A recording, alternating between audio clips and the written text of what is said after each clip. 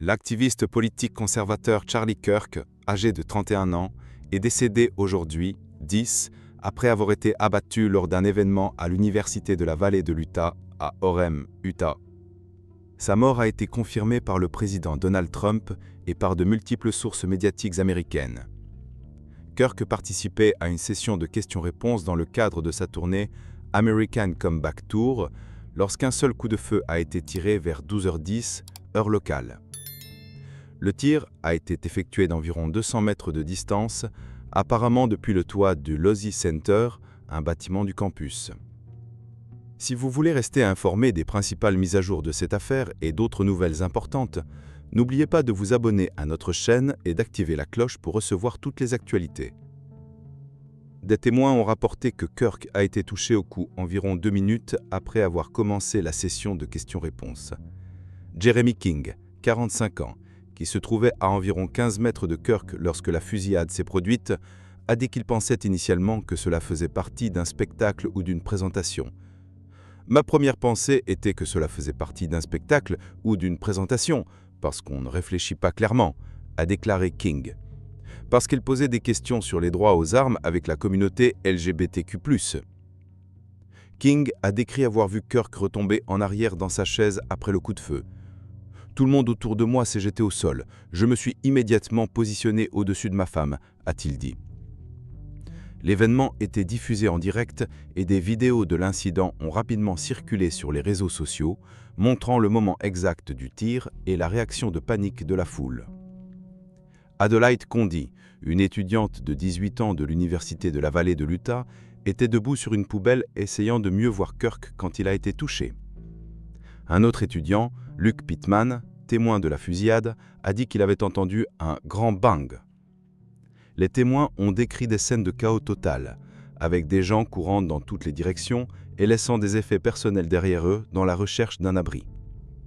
Le FBI et d'autres agences fédérales aident à l'enquête. La procureure générale Pam Bondi a envoyé des agents de l'ATF, agence de l'alcool, du tabac, des armes à feu et des explosifs, sur les lieux. Initialement, l'université a informé qu'un suspect avait été arrêté, mais a par la suite clarifié qu'aucun suspect n'était en détention. La porte-parole de l'université, Helen Trainor, a dit que un suspect était initialement en détention, mais d'après ce que je sais, cet individu a été libéré. Des vidéos qui ont circulé ont montré des officiers effectuant des fouilles dans les bâtiments à la recherche du suspect. Des équipes tactiques utilisant des équipements de camouflage et des casques ont pu être vues conduisant sur le campus dans des véhicules blindés.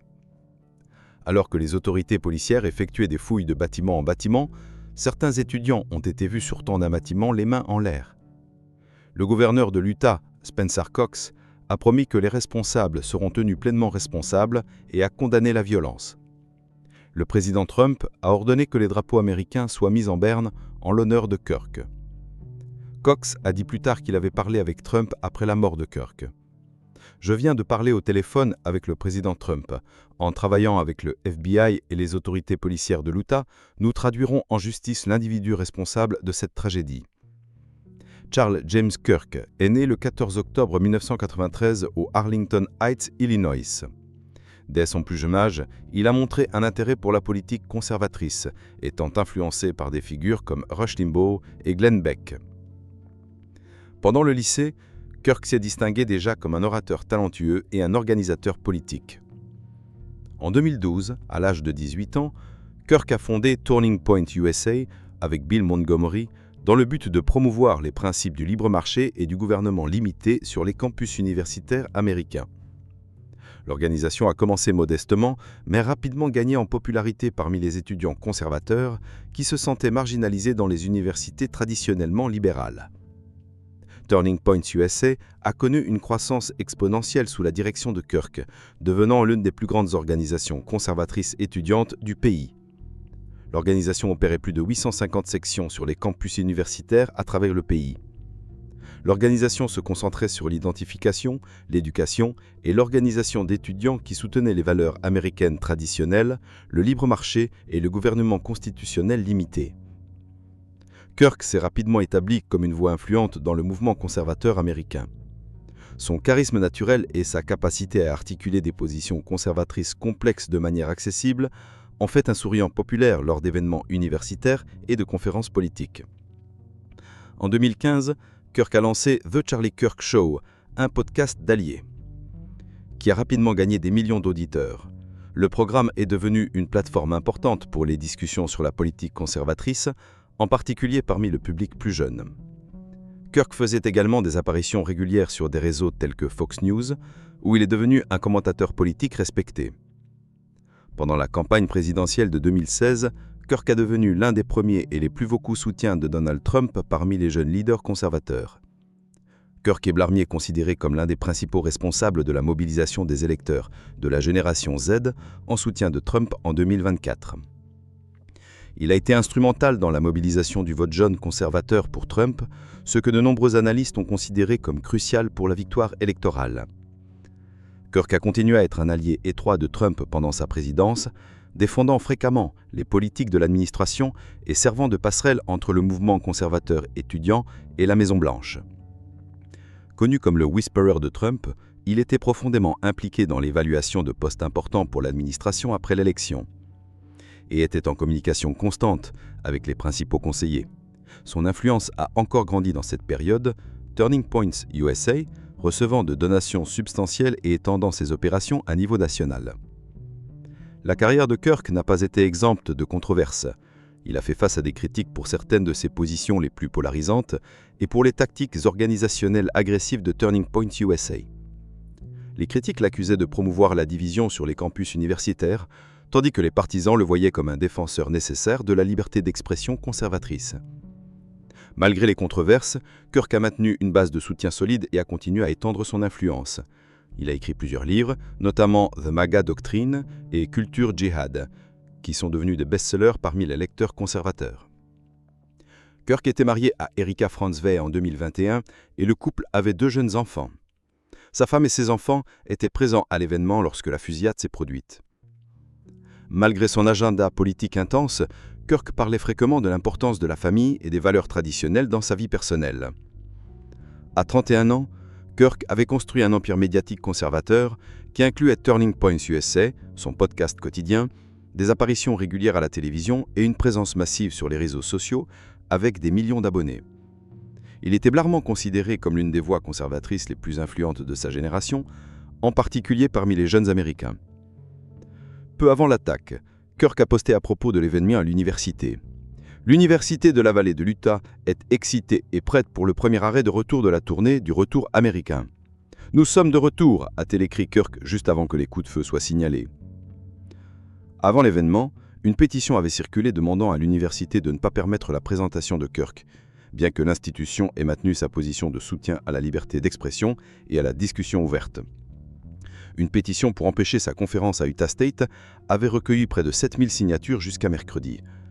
L'événement de Kirk faisait partie d'une tournée prévue de 15 arrêts sur les campus universitaires pendant le semestre d'automne. Au moins 1000 personnes étaient présentes à l'événement à l'université de la vallée de l'Utah au moment de l'attaque. L'événement était une session de questions-réponses en direct lorsque Kirk a été touché près du cou. Les oculaires racontent qu'il s'est tombé de sa chaise. L'ancien membre du Congrès républicain, Jason Chaffetz, qui était présent à l'événement avec sa famille, a déclaré à Fox News que Kirk avait été questionné sur les fusillades transgenres, les fusillades de masse.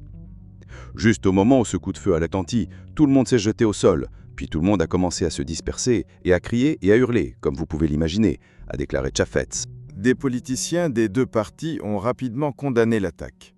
Le démocrate Gavin Newsom, gouverneur de Californie, a qualifié la violence de déboutante, vile et répréhensible.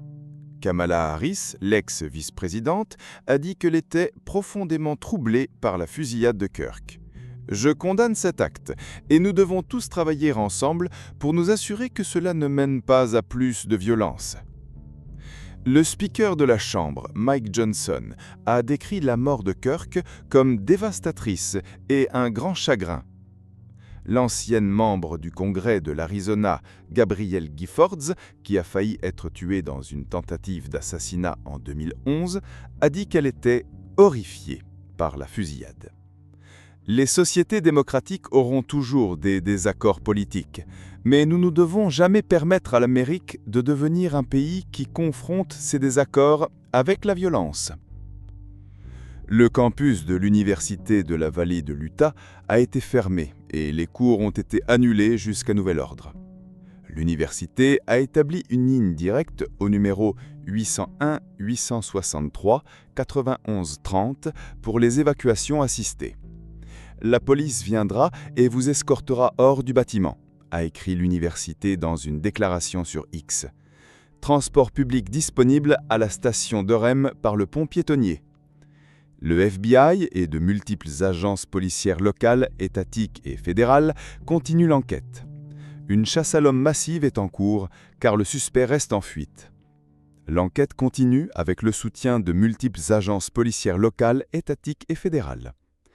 Cet incident marque un moment sombre dans la politique américaine, soulignant les risques croissants auxquels font face les personnalités publiques et le besoin urgent d'aborder la violence politique dans le pays.